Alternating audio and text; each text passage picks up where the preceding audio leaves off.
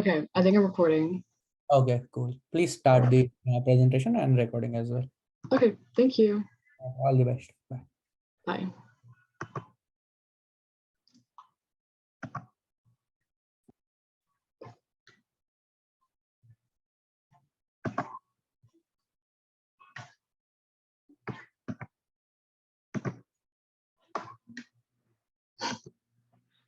Sorry.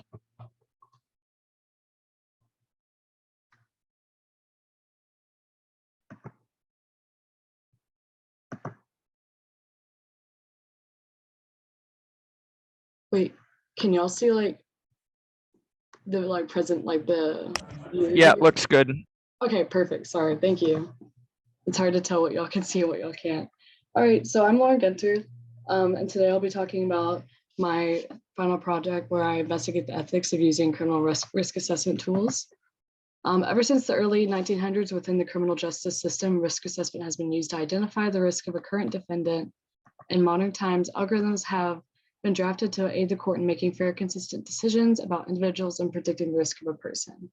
I decided to undertake this project because of my interest in how AI is involved in industries that are normally thought of as technical, my naive understanding and the potential flaws of the current justice system, and the desire to increase my knowledge in what impacts the system, how the system impacts other areas. And using these algorithms, though, several problems have arisen. Currently, there is no regulation in choosing an AI model or transparency from these companies that make them, so the general public has no idea how these instruments are being made or used. And using these models as well, people in charge of making these decisions about an individual will become further dependent on using AI, even though these algorithms might not have all the data about an individual. Finally, there has been already discovered bias in existing instruments, such as how a model named Compass has been found to falsely discriminate based on race. Many of these models are also available for public use and have spread lots of misinformation, like in the figure shown to the left, which shows a student using a model to predict crime rate in the area of Boston, and how this has a pretty distinct correlation with race. With these incoming problems, there's been an increasing desire to measure the fairness of a model. Since many models' fairness is based on mostly if their results are fair, I wanted to instead emphasize on if a model's procedure was fair. In doing so, I would train my model based on fair parameters. Also, I decided to instead have a model that would predict the crime rate in a geographical area, since any AI model that I were to create wouldn't be nuanced enough to measure individual data. For my code, I decided to use a support vector regression model because it outputs percentages, likelihoods instead of classification. And I used a data set called crime and communities. I wanted to evaluate the sum model with different training parameters, so I iterated through my process 3 different times. The first iteration involved training the models on all parameters. The second filtered out all unfair parameters, which were chosen based on qualitative research to be parameters that included gender, age, and race. And the last iteration used the 6 parameters that were seen to have the most correlation with prediction that were also deemed fair. 25% of this data was used to calculate the accuracy, and each iteration was put through a program that could measure the correlation of each parameter to the actual prediction. It was fair, called fair ML, and it's meant to be used for black box algorithms such as these.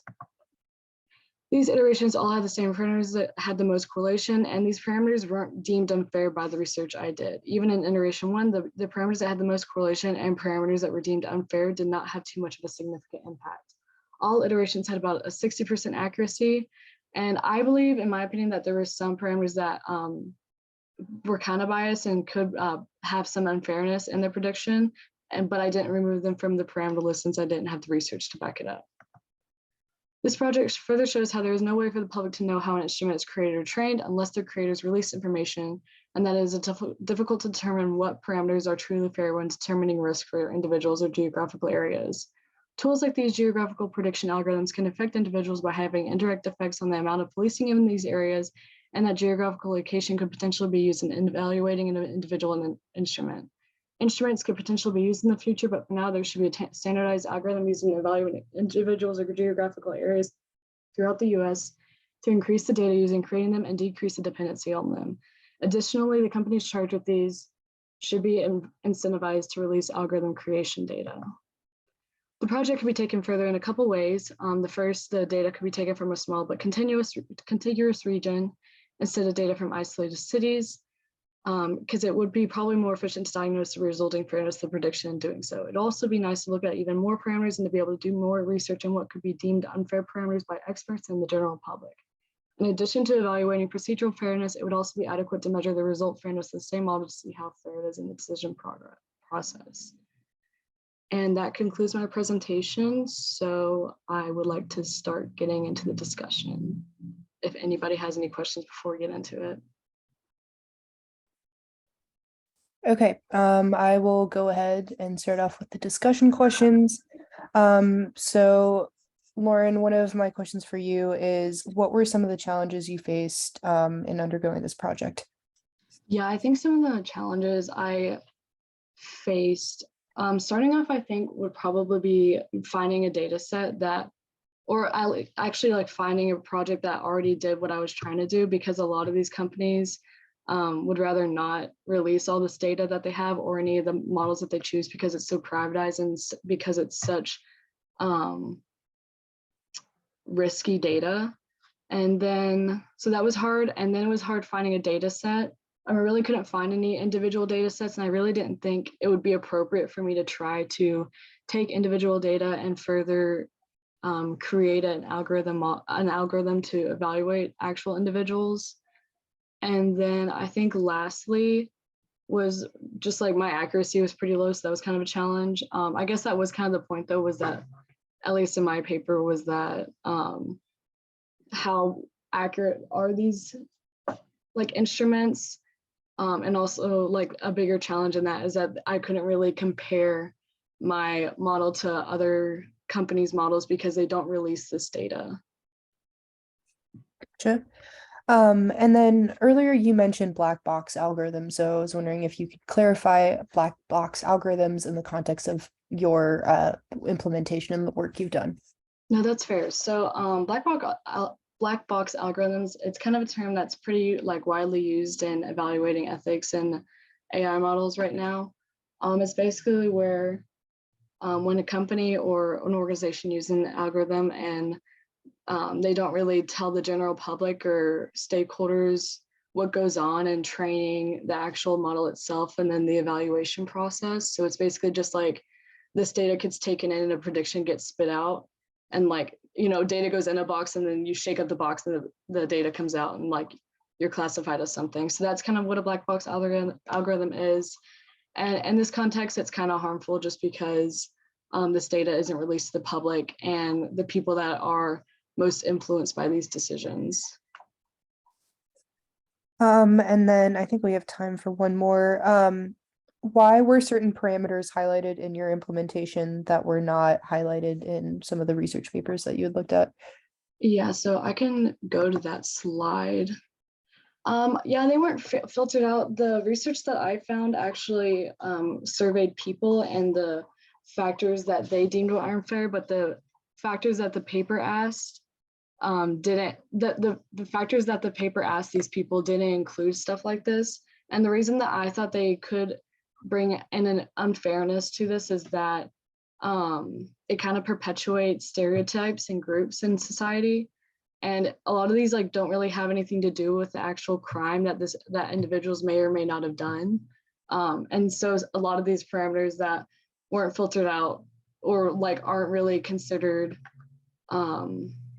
unfair is immigration status, the type of work that a person does. So factory warehouse worker, management professional work, employment status, whether or not a person's unemployed, if a household is English speaking or if an area is more English speaking or not, housing status like renting or owning, the amount of housing payments that a region has, the number of parents in a household, and whether or not individuals are foreign born. So I thought that was kind of interesting that that was not really considered unfair. Gotcha.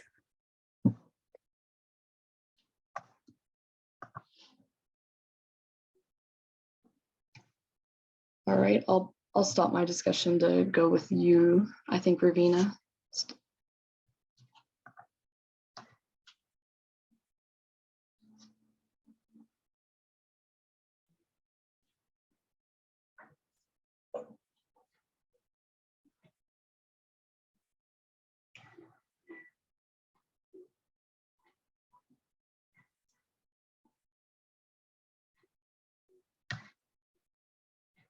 Is everyone able to see my screen okay? I can see it. Okay, sounds good.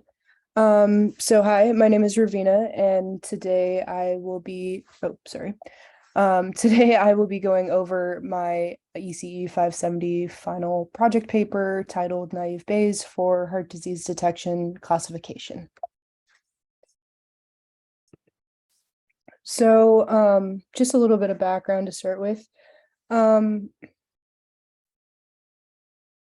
So according to the Center for Disease Control, heart disease is the leading cause of death for men, women, and people of most racial and ethnic groups in the United States. In fact, in 2020, about 697,000 people in the United States died from heart disease, which amounts to about 1 in every 5 deaths.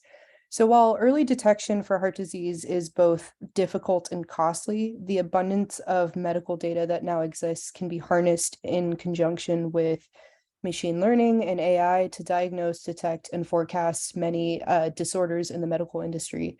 In this case, it can be used to provide clinicians with a tool to detect cardiac problems at an early stage. As a result, it'll be a lot easier to deliver appropriate treatment to patients while also avoiding serious effects. So one of the papers I chose for my paper review was a 2019 study titled Design and Implementing Heart Disease Prediction Using Naive Bayesian. So as stated in the title, they used a naive Bayes model on a heart disease data set from the University of California, Irvine. And for my implementation, I utilized a Gaussian naive Bayes model from the scikit-learn library. And I also used a KNN and a logistic regression model from the same library to compare the results of the naive Bayes on the dataset with other models.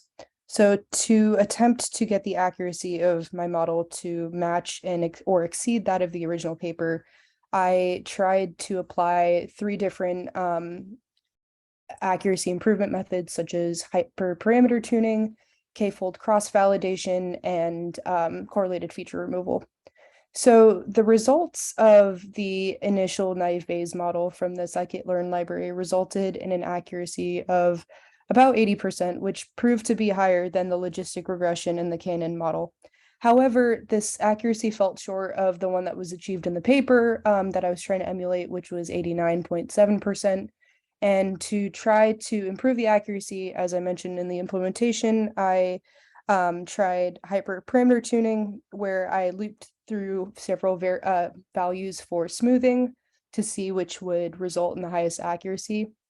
And training the model with different smoothing values showed that a smoothing index of about 1 would result in the best accuracy, but this only resulted in very negligible improvement to the overall accuracy, so it didn't help in the way I had anticipated. And then for correlated feature removal, I created a matrix that was populated with correlation values from the different attributes in the data set. And none of the attributes in the data set had a correlation that was greater than 0.9. So it couldn't really be justified to remove any of the attributes in the data in order to try to see if it would potentially increase the accuracy. And then lastly, I attempted a 10-fold cross-validation, and it helped improve the overall model accuracy by 2%, but this didn't end up matching or exceeding the accuracy that was achieved by the paper. So naive Bayes has the benefit of being a very straightforward to implement model. And in comparison to other models like logistic regression, it can still perform well even if there are fewer training samples. On the other hand, it is predicated on the assumption that there are independent properties, and independent characteristics in data is very uncommon in real world situations. And it's not usually the best for data sets with a lot of numerical features.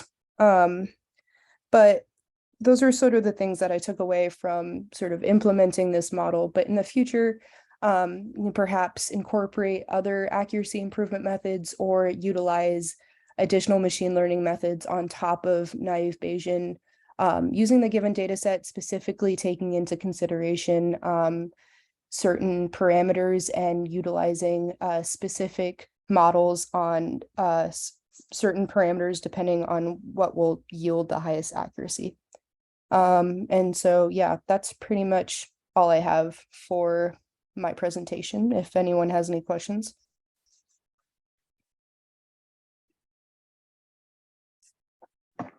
All right, I'll begin the discussion. So, Ravina, what overall challenges did you face in this project? To start off with, applying naive Bayes on a heart disease, or I was still going to use this data set, but applying naive Bayes wasn't necessarily the original implementation I was going for. I was trying to utilize an implementation that I found in another paper. However, I ran into two difficulties. It was an extremely complex implementation, and it also relied on TensorFlow, which my machine couldn't exactly support. And so I had to pivot a little bit halfway through and try to find an implementation that I could better control and manipulate and try to add upon. So those were a few of the things that I ran into. The other thing was my data set itself. The data set that I was working with ended up having a lot of parameters. In fact, there were 76 attributes.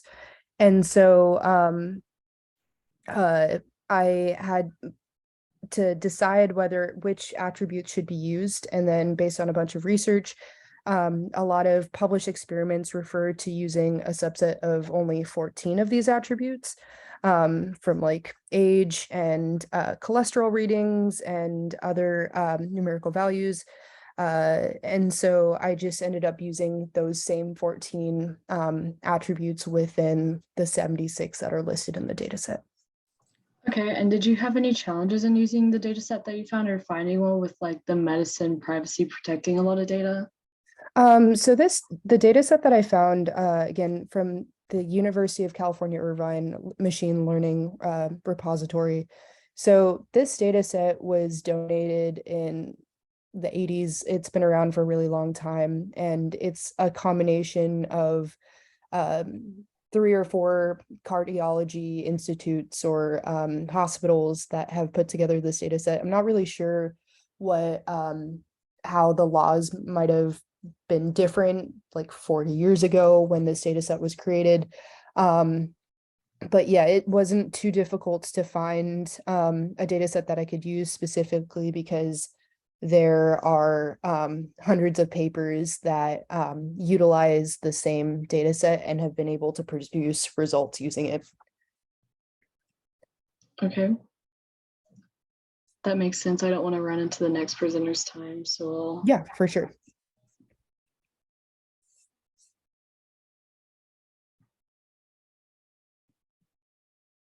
all right, I think the next presenter can present or share their screen.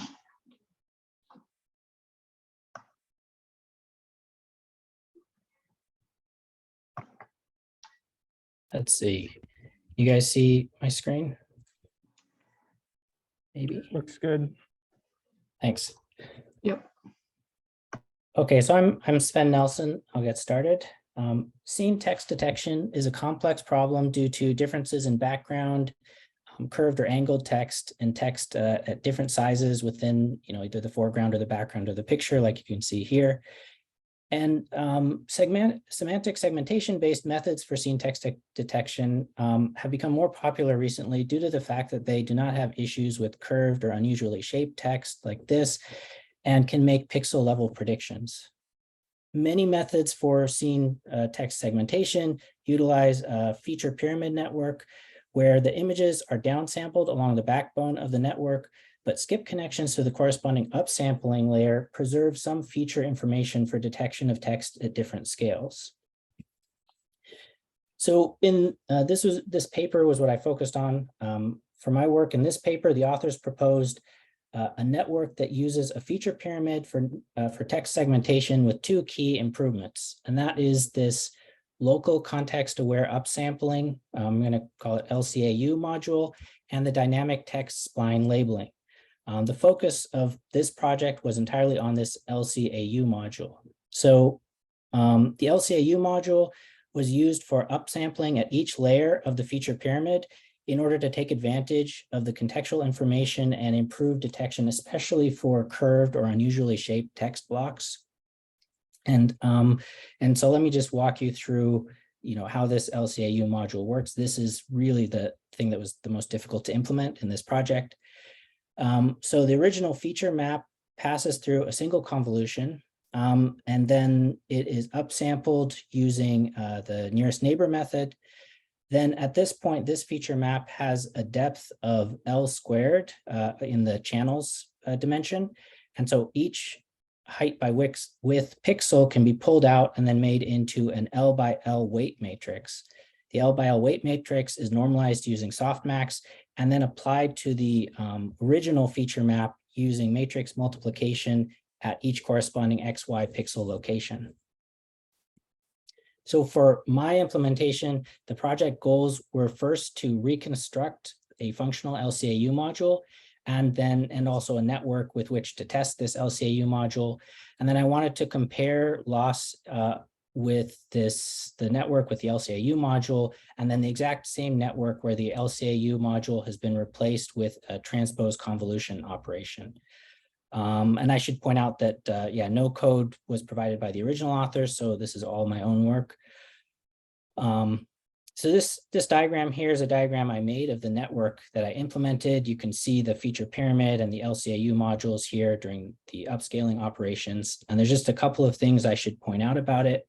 That is, first of all, I used a modified ResNet 18 backbone instead of the ResNet 50 backbone that was used in the paper, just due to computational to GPU constraints. It still has the same 4 layers of the feature pyramid that have skip connections as in the paper, and the LCAU module was based entirely on the paper, so I tried to replicate that as much as possible. And then, but I added an option to swap that out with transpose convolutions. So you can run the whole network, train it using the LCAU or not using the LCAU.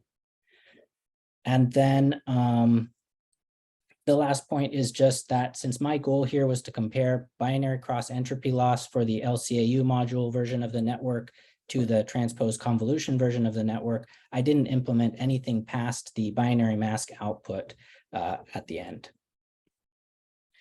So here's my results. I trained for 10 to 100 epoch and then optimized the network parameters during that training and selected 30 epochs to train both the LCAU version and the transpose convolution version of the networks to compare them. As you can see, the loss in the in the LCAU version of the network, the loss decreased very rapidly for both training and validation curves. But for the transpose convolution version of the networks, it still hadn't reached as low as of a loss even after 30 epochs.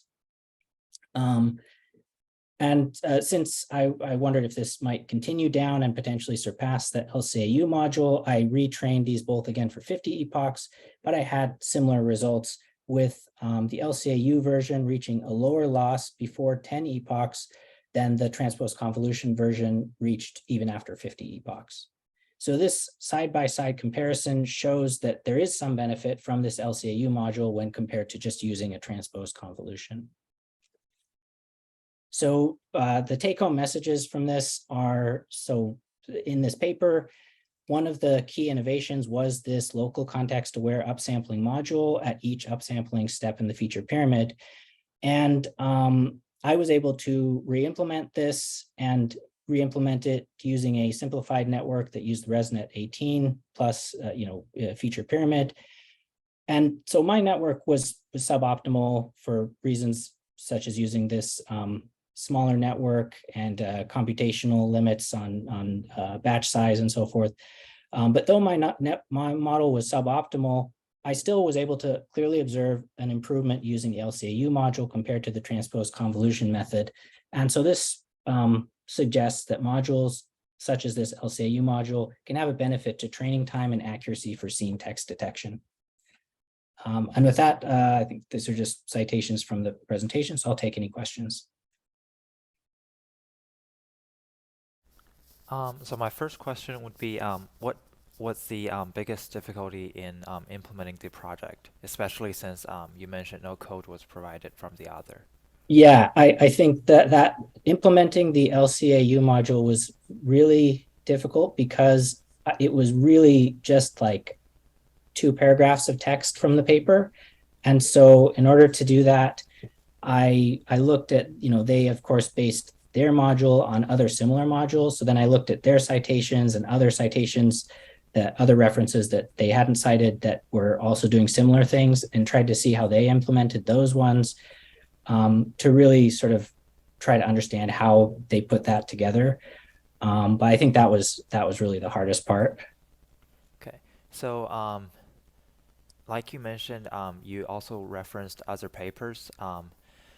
So I'm assuming you kind of mixed the idea with like how other papers implemented it, and how does your result compare with like the author's result in the paper?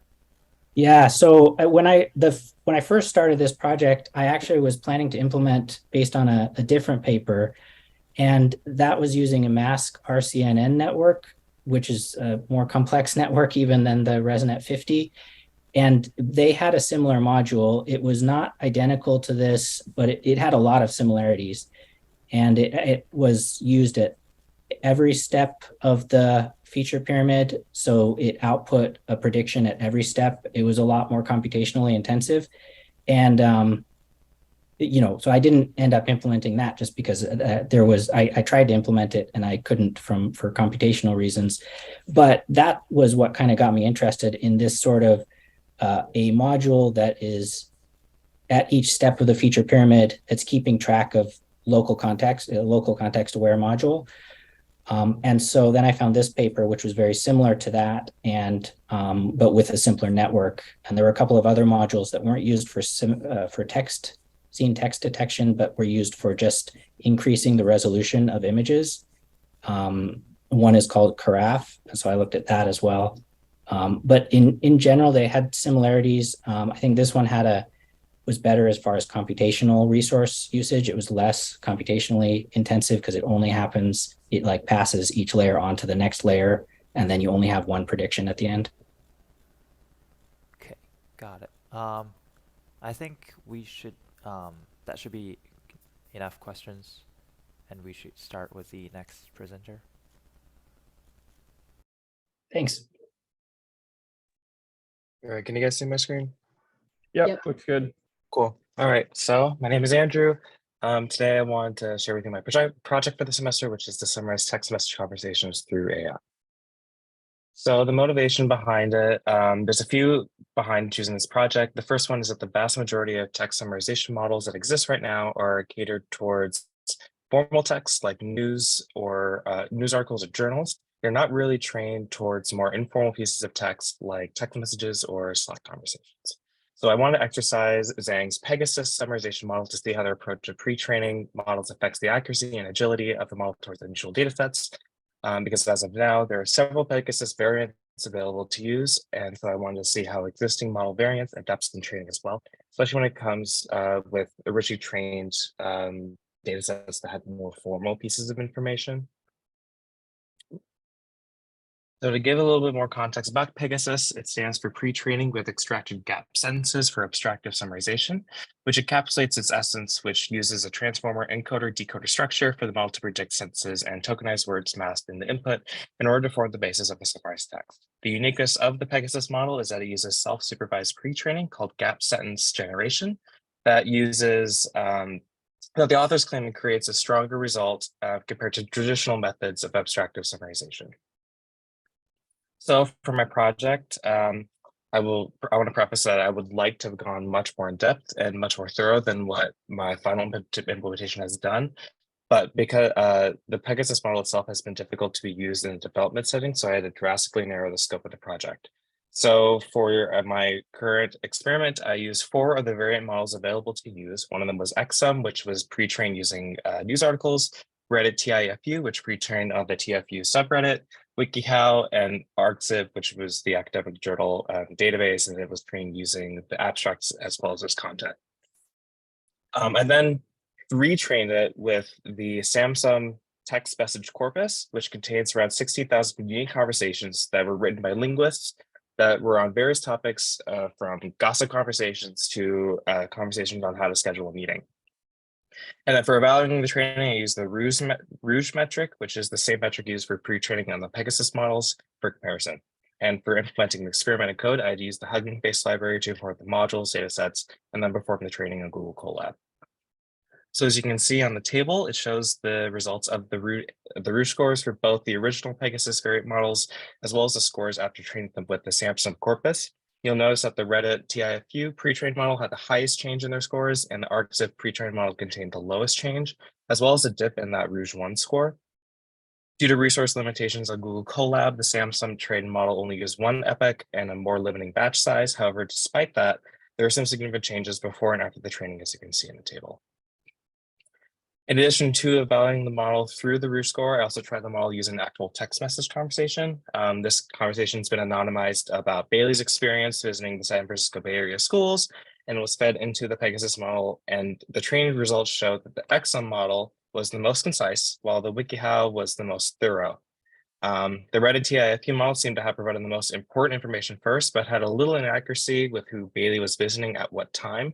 And then the ArcZip model continued to struggle in the accuracy and demonstrated the model's abstractive abilities to add information that may not be part of the actual conversation, which was interesting, such as mentioning that Stanford had a shopping center, but it was difficult to buy clothes, even though that wasn't really part of the original conversation.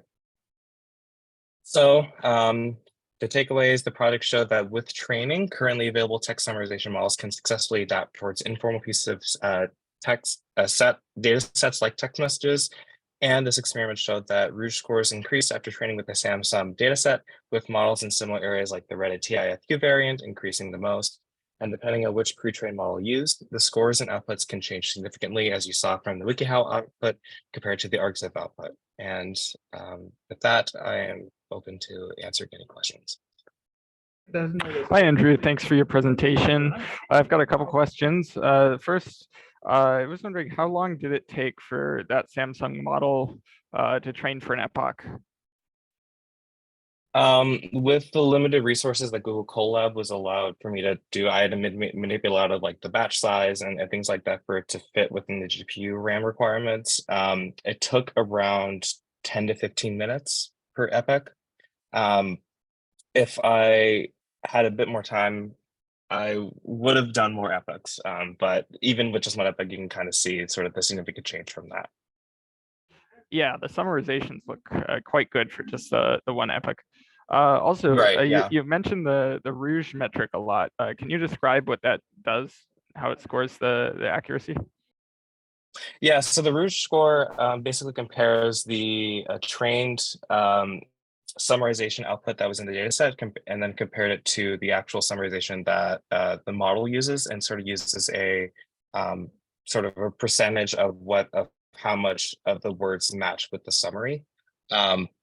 There's three different kinds of sets. There's the Rouge 1, Rouge 2, and the Rouge L. Rouge 1, I believe, is more on terms of how many words match, and the Rouge 2 is, I think, more context aware, and so it's able to determine the score based on more of the context of the entire conversation, rather than just matching directly with the inputs and outputs of the summaries. Okay, thanks. Yeah, that clarifies it a lot. And with extra time, where could you see extending this research? So if I had more time, so I can kind of move, I kind of made a separate slide kind of to show the challenges, but the biggest thing was that I really wanted to dive deeper into the Pegasus model itself, but I realized that a lot of it, one, required a lot of resources because the documentation assumed that it uses the Google Cloud platform, as well as TensorFlow. And so I really want to dive deeper into the models and see how it actually, the transformers work. And so like I would have wanted to do that, just go into the transformer Python files, sort of see how it really works and how it's manipulated, and sort of do tests of that particular part, and then have it run sort of with with modifications that would help improve it through Google Colab and do actual testing. Right. And to wrap up, have you thought of any potential for commercial implementation of this kind of summarizer? One thing I thought was there's a lot of sort of I guess subscription text messages that you get that might be long. It's like, for instance, some that could be from political campaigns, and they usually give you a really, really long text message. And so maybe that could be an application of summarizing text messages. It's as a positive application. It could also be when there's a certain threshold on how long a text message can be. That could also be a form of summarizing, as well as I just thought of this, when you've missed a lot of group chat messages after you put it on do not disturb or something, that could be another application of taking all the missed conversations that you missed and then creating a summary instead of having you go through all of the conversations to catch up. Yeah, that last one sounds really useful. Mhm. Thanks a lot, Andrew. I think we're running into the next presentation. So we want to hand that off.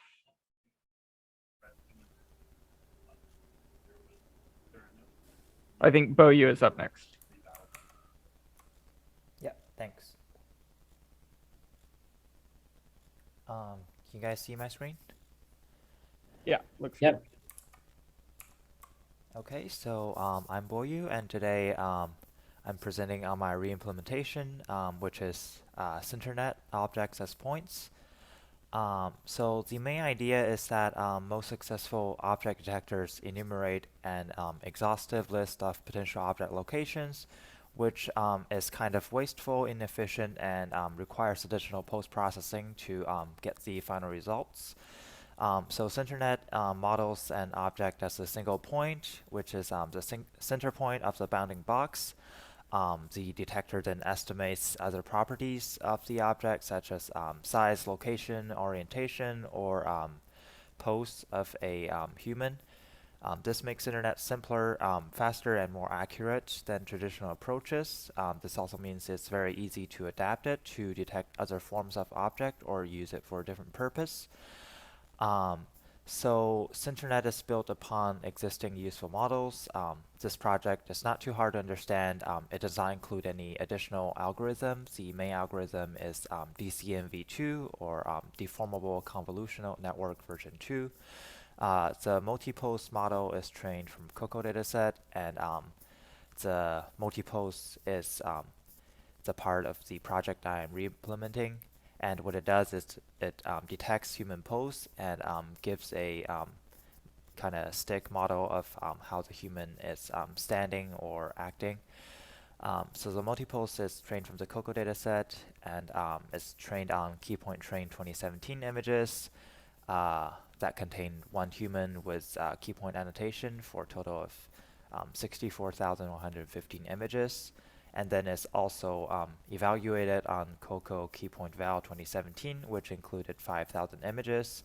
I've also tried to train the model myself. However, I ran into GPU limitations quickly, and I wasn't able to complete the entire training.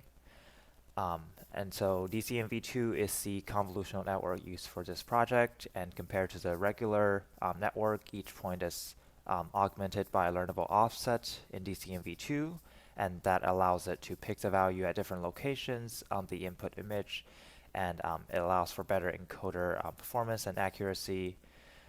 So then, since I failed to train my own model, the pre-trained model that I used is called Multipose DLA3X.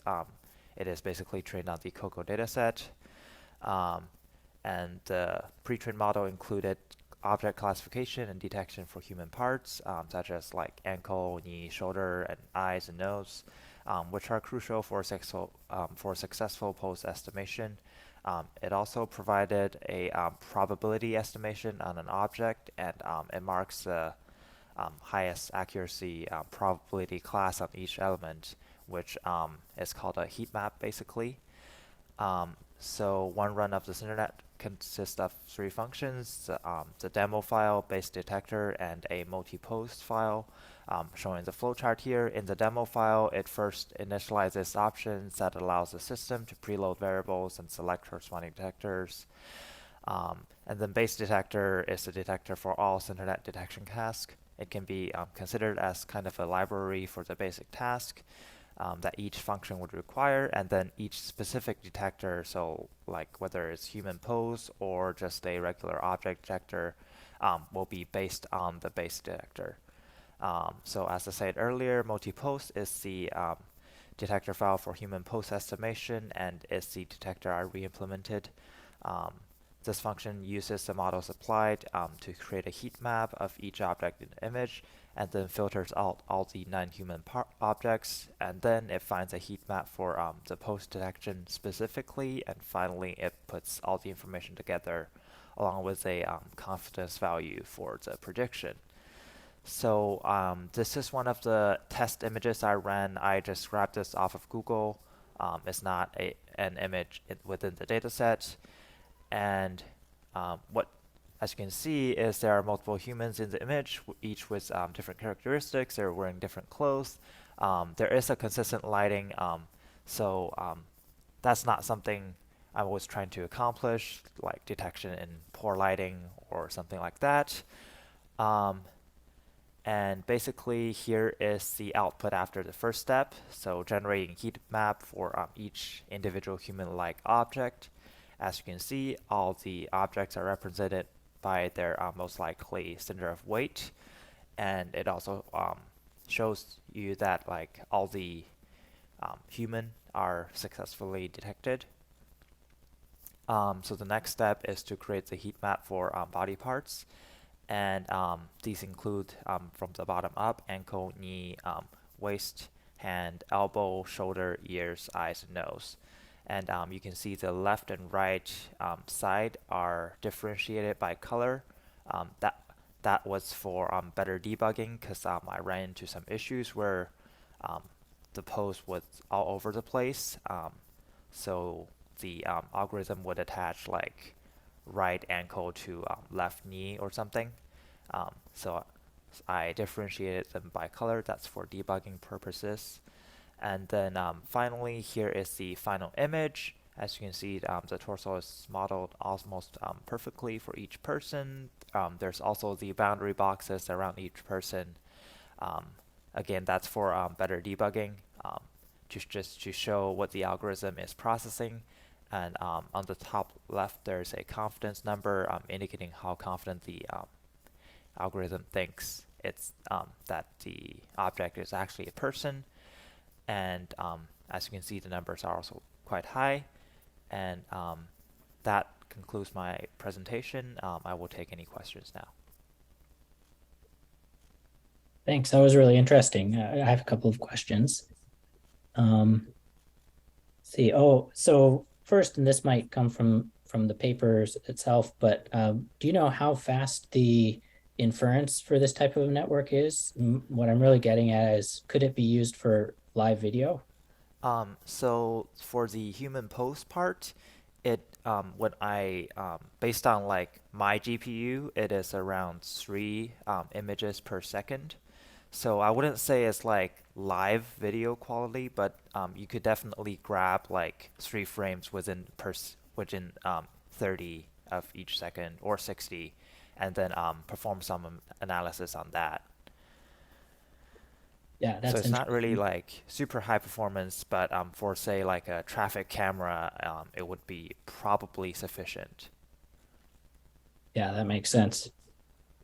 And also kind of similar questions about the functionality. Do you know what it does if like it's looking at the back of a person? So there's no eyes, there's no face. So in that case, the algorithm doesn't model the eyes and it still models the ears, but it tries to find the eyes and nose within the back of the head basically, and the face, as a result, doesn't get modeled properly, but the torso still does. And then what about like people who are in sitting positions or laying down, things like that? The model would detect it just fine. It's just like the parts that's not shown in the image, the algorithm would kind of infer, kind of guess on where they are and make a best guess. So there are some errors, but it's not huge. And then this is the last question in sort of the same area, which is kind of looking for the worst failure point. Like, what about a really big crowd where, you know, there's a lot of overlap between different people? So, and I should probably show more example images, but when the algorithm doesn't see more than half of a human body, it fails to detect it as a like human, basically. So it Interesting. would not detect a lot of people's heads. Cool. I think we're close to wrapping up. I guess just the last quick question is what did you find the you know, sort of most challenging part of this project? So the most challenging part for me was actually the environment setup, because I was trying to change up on an existing algorithm. So I had to make the original project work first, and there were some poor documentation along, with the environment, so I had to mess around with that for quite some time to get it working. Oh, thank you. All right. I think we're all done for this session. We can probably stop the recording and see each other at the next session.